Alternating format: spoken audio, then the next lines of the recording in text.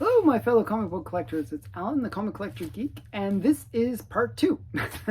Again, I'm going to show some pretty cool books. So here's a whole bunch here, and some more here, and we're going to get right into it. So this has been a pretty cool unboxing so far.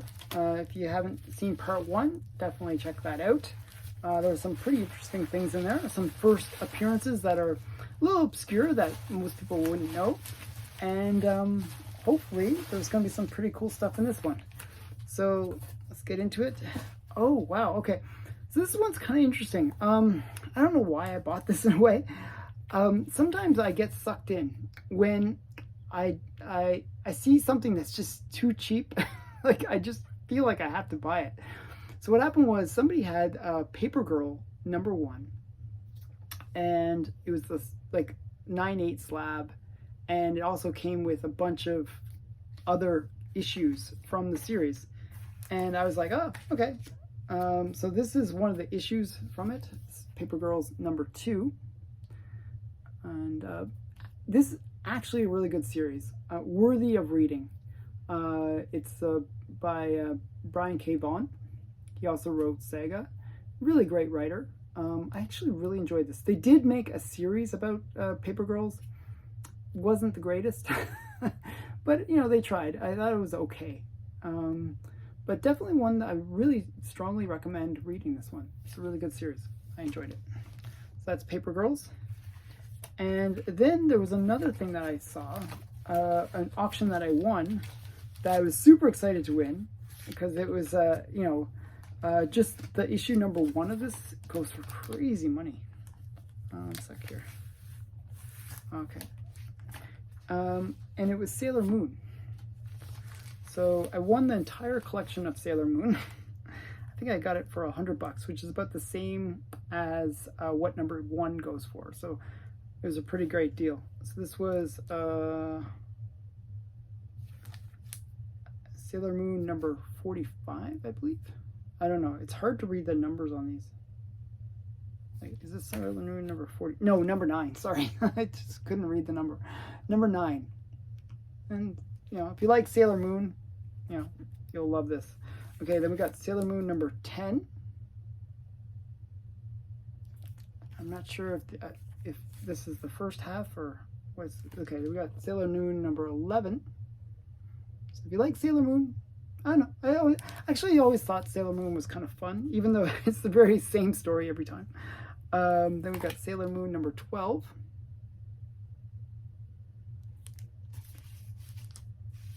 And then we got Sailor Moon #8. You got all the different Sailor Scouts. And this looks like a wraparound cover. This is a Sailor Moon #7. And I just want to see. This one looks like a wraparound cover, so I'm going to find out. Is it a wraparound cover? Let's find out.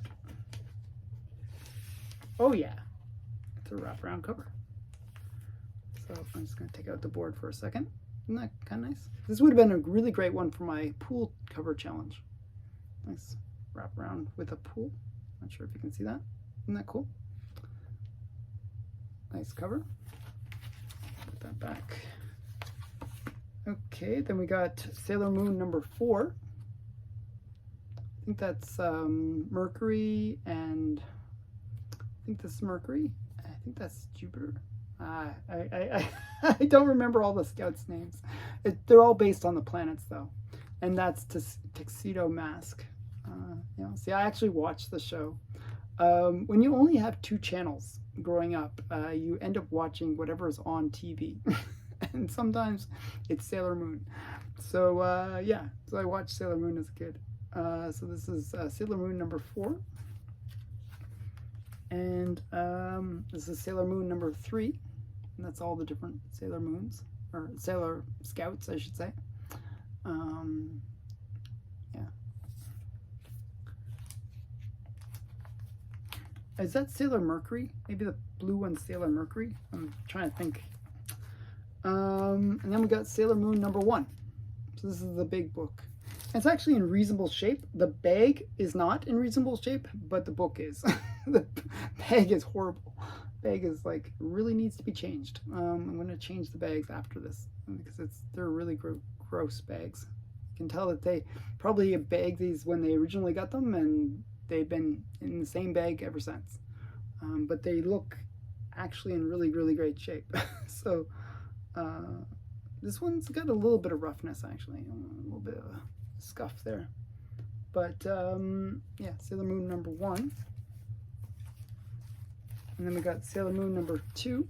And I kind of like these. These are kind of nice, kind of good girl art covers too. So I kind of like these for that reason.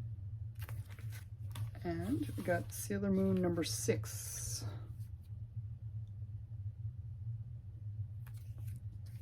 And one more. Oh, these bags are horrible. It's really gross bags. My hands are all gooey now from holding these bags. So this is Sailormoon number 5. So the little run of Sailormoon there. Next book, not Sailormoon related, so don't worry if you're like, oh no more Sailormoon. Is a really cool one. Is Casper the Ghost. Now this is Casper the Ghost number 41, and this is actually the very first cover appearance of Wendy the Witch. This character right there. So yeah, that's her first cover appearance. Now she makes her appearance in an earlier Casper, but she doesn't make her first cover until this book. This is kind of fun. I believe this is like from I want to say like 57, 58 range. So Casper the Friendly Ghost. I'm guessing in that era, like in the 50s. Okay. Oh wow. Okay. So this is a My Comic Shop order coming up next.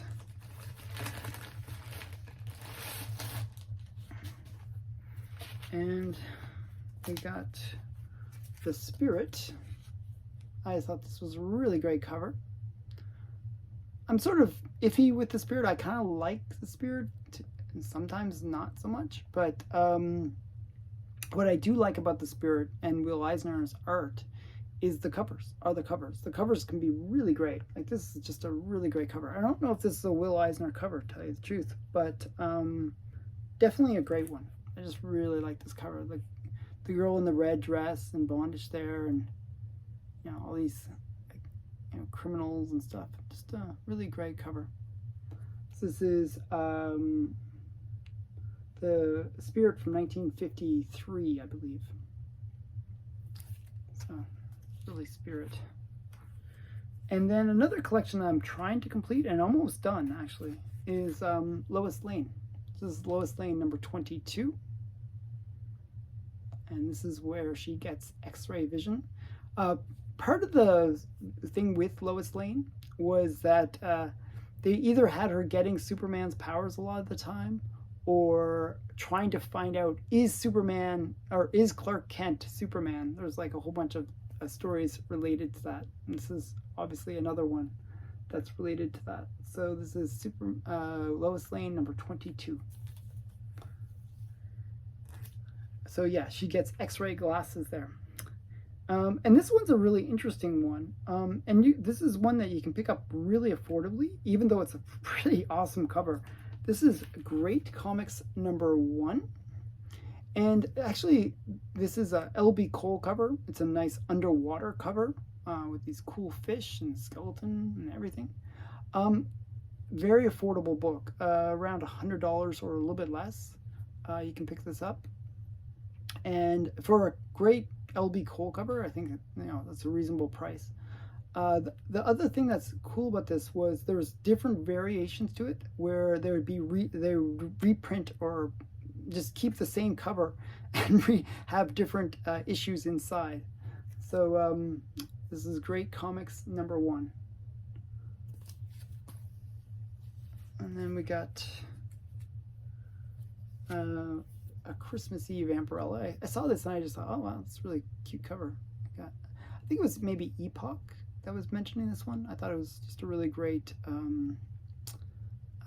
cover, like Rudolph in the background. It's just very interesting version of Vampirella with sort of that Mrs. Claus outfit, but at the same time still has, like, looks like the bat on it here, right there. But just a really great cover. Vampirella number 10 from the 2017 series.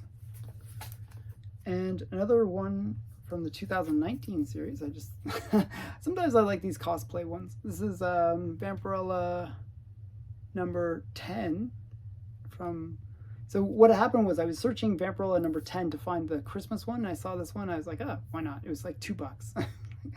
Sometimes it's like, you know, why not? So this is Vampirella from 2019 number 10. And then another series that I collect that I just think is really interesting is Annie Oakley.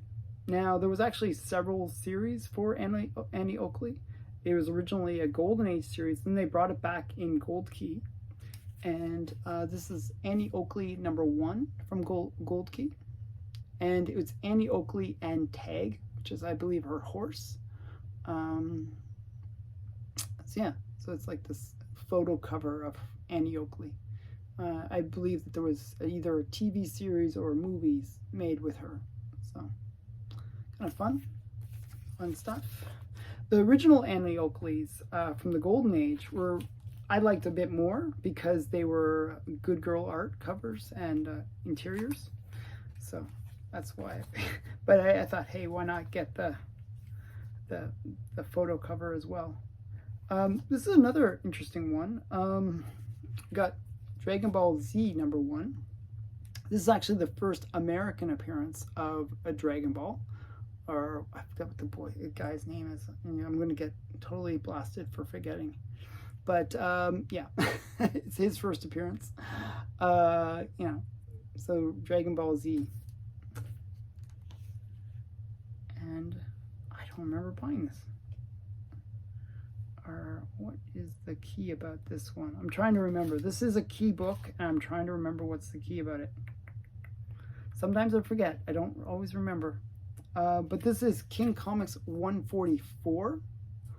I forgot whose first appearance it is. I'm trying to remember. I'll put it in the notes. So if I ever forget when there's a key first appearance, what I will do is I'll put in the notes in the description what the key significance is. So King Comics 144, you'll see it in the notes, what first appearance it is. So you can read that in the description for this video. But it is definitely a cute Popeye cover, you know, where the monkey kind of looks like his friend. So it's kind of cute. So that's King Comics from I would say that's like 1940s. Early 40s. And another series that I'm trying to complete is Strange Worlds. Strange Worlds had some really great Wally Wood art, and just a really great series for covers. And I just thought this one was kind of cool. I'm only like missing one issue and I'll have the whole run. So this is number 7, Strange Worlds. I should paraphrase that, because there were some that were Golden Age and then there were some that were non-Golden Age. I'm trying to get the complete Golden Age run, and then there's a few that ran later that I have less interest in, but maybe I'll pick those up as well. Okay, so next, oops, I dropped my knife, is a bunch of magazines. Let's see, I can open this up.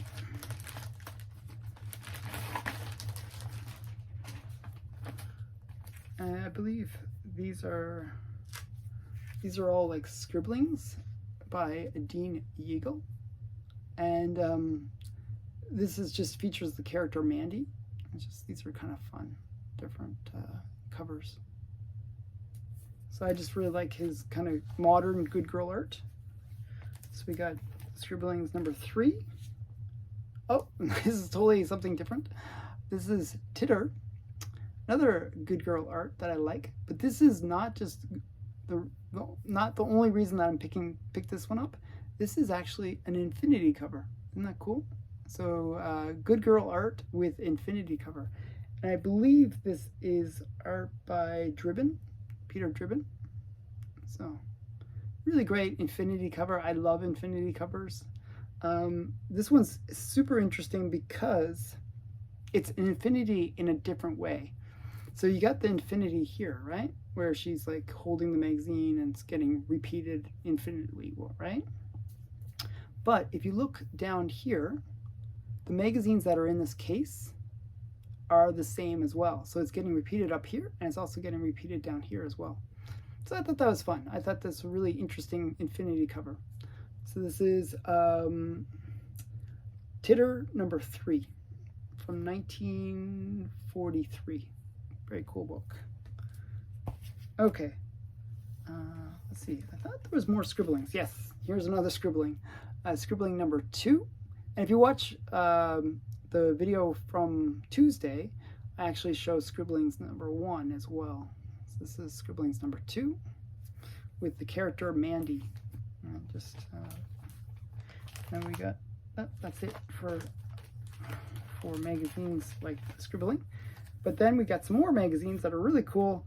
We got this really crazy one. My friend Falco recommended this one to me. This is Rooker's Blast comic collector. And it's just this really crazy Nazi cover.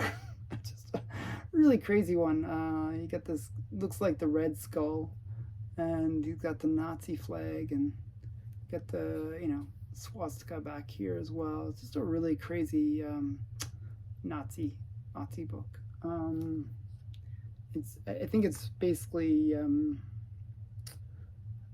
dedicated to comic collecting, kind of book.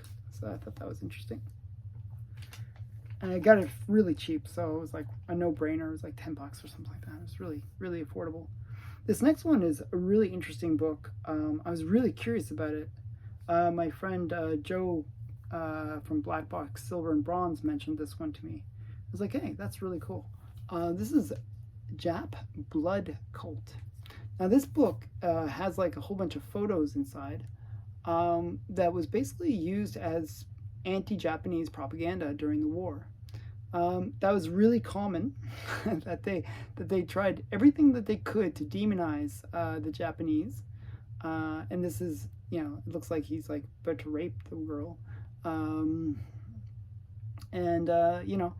That kind of propaganda works when you're in the war. You gotta rally the troops, and the way you do that is you make them feel like they're like, doing some moral good by, eliminating these evil people from the world. And in some ways there's a lot of truth behind it. The Japanese did some pretty horrible things during the war. I do like the Japanese, but what they did in the Second World War are pretty horrible stuff. These kind of books really highlighted that and kind of accentuated it in order to, as I said, work as propaganda against the Japanese. So, but yeah, this is just a really interesting one, Jap Blood Cult. Very rare magazine from 1942. Okay, this next one is just a really great Good Girl art cover. It's one that I thought was really great, that I could pick it up for a really good price, actually. It is low grade. It's a 0.5 only because it's complete, but it's a 0.5 because it's got a spine split.